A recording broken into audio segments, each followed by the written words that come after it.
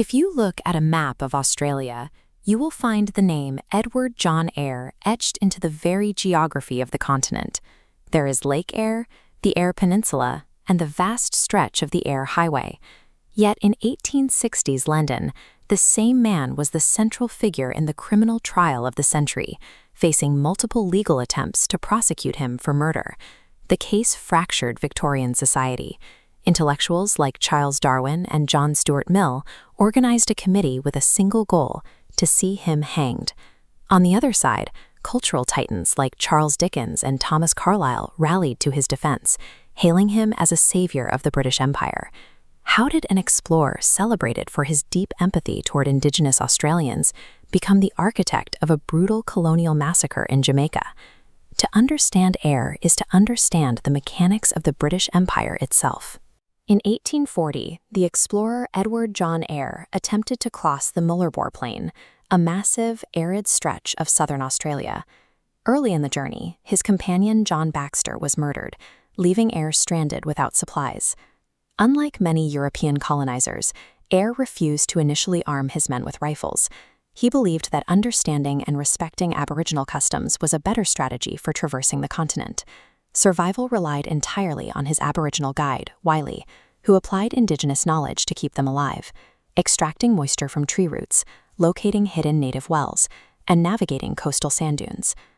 After walking 850 miles through the desert, the two starving men were finally rescued by a French whaling ship at Rossiter Bay. When they returned to civilization, Eyre ensured that Wiley was officially recognized. Wiley received a government pension of flour and meat, along with a medal, securing Eyre's reputation as a progressive, enlightened hero. Out on the unmapped, unforgiving frontier, a colonizer could not conquer through force. Survival required deep reliance on the people who already called the land home. 24 years later, Eyre governed Jamaica. No uncharted frontier, this established colony was reeling from a severe economic crash following the abolition of slavery. The black peasant class was starving. Sugar prices dropped, plantation wages were unlivable, and the colonial government imposed strict taxes while denying them political representation. When citizens gathered in peaceful protests, known as Underhill meetings, to ask for lower rents on Crown lands, Eyre dismissed them. He circulated a patronizing response demanding that they simply work harder for the plantation owners. On October 11, 1865, a protest over poverty and unjust arrests outside the Morant Bay courthouse escalated. Local militia fired into the crowd, and the protesters retaliated, killing several officials and burning the building to the ground. Faced with an organized uprising from a desperate black majority, the man who once relied on an Aboriginal guide abandoned diplomacy and deployed sheer military force. Eyre immediately declared martial law across the entire county of Surrey. This chart illustrates the scale of the state's retaliation over the next 30 days. Government troops and local militias executed 439 black Jamaicans, flogged 600 others, including women, and burned over 1,000 homes to the ground. Opposing Eyre was George William Gordon, a mixed-race politician and prominent advocate for the poor, who consistently criticized the governor's harsh policies in the Jamaica Assembly. Gordon had no part in the rebellion, but Eyre personally ordered his arrest in Kingston, a city explicitly outside the active martial law zone, and had him transported directly into the military jurisdiction of Morant Bay.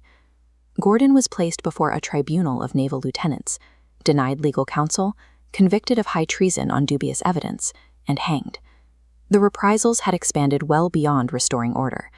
The colonial government was using military power to execute its political rivals and maintain white minority rule. Reports of the mass executions reached London, shocking the British public and sparking the formation of the Jamaica Committee to prosecute Eyre. How could the explorer who treated Wiley with such deep respect become the architect of the Morant Bay massacre? Eyre himself had not changed. What changed were the requirements of the system he served. In the unmapped outback, the British Empire was small, vulnerable, and entirely dependent on Indigenous alliance and knowledge to map the land and survive.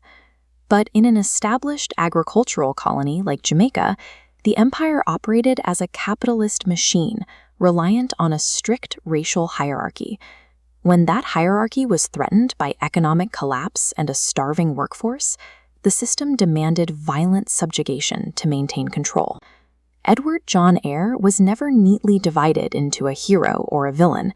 He was the perfect avatar for imperialism, adaptable, resilient, and, when the system required it, ruthlessly uncompromising.